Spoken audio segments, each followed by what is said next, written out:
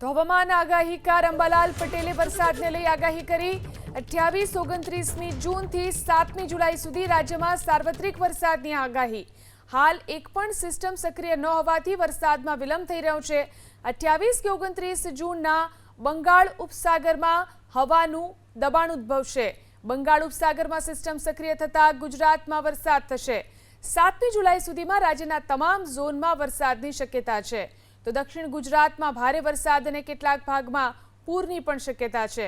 સૌરાષ્ટ્ર, મધ્ય અને ઉત્તર ગુજરાતમાં પણ સારો વરસાદ થશે। 16મી જુલાઈ આસપાસ વરસાદના વધુ એક રાઉન્ડનું અનુમાન। 16મી જુલાઈ આસપાસ નર્મદાના જળસ્તરમાં પણ વધારો થશે। તો બીજી ઓગસ્ટ આસપાસ રાજ્યમાં સાર્વત્રિક વરસાદની આગાહી કરી। તારીખ 29-30માં વરસાદની શક્યતા છે।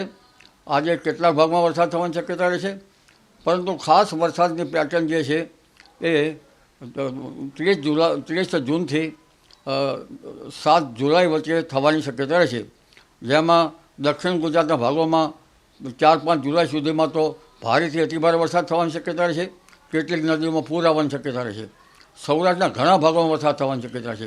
સૌરાષ્ટ્રના ઘણા ભાગોમાં ભારે વરસાદ થવાની શક્યતા રહેશે। મહીસાગરના ભાગો, વડોદરાના કેટલા ભાગમાં ભારેથી અતિભારે વરસાદ થવાની શક્યતા રહેશે। તેમજ ઉત્તર ગુજરાતના ભાગો, બનાસકાંઠાના ભાગો, સાબરકાંઠાના ભાગો, અરવલ્લીના ભાગોમાં પણ કેટલાક ભાગમાં ભારે વરસાદ થવાની શક્યતા રહેશે। અને પંચમહાલના કેટલાક ભાગોમાં પણ ભારેથી અતિભારે વરસાદ થવાની શક્યતા રહેશે। ભરૂચ, નવસારીના ભાગોમાં પણ ઘણો ભારે વરસાદ થવાની શક્યતા રહેશે। વિંધ્યાચલ પર્વતમાળામાં પણ ઘણો વરસાદ થવાની શક્યતા રહેશે, પરંતુ પશ્ચિમ ઘાટમાં અતિ ભારે વરસાદ થવાની શક્યતા રહેશે, જેના લીધે જનસમુદાયને આ બાબતે જોવું રહ્યું।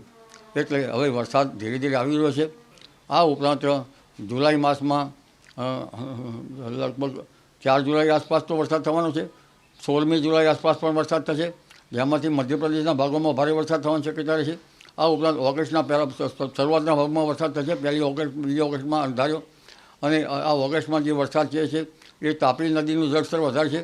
દક્ષિણ ગુજરાતમાં વરસાદ થવાની શક્યતા છે, પણ ગુજરાતના કેટલાક ભાગમાં મોટા ફોરાનો વરસાદ થવાની શક્યતા છે।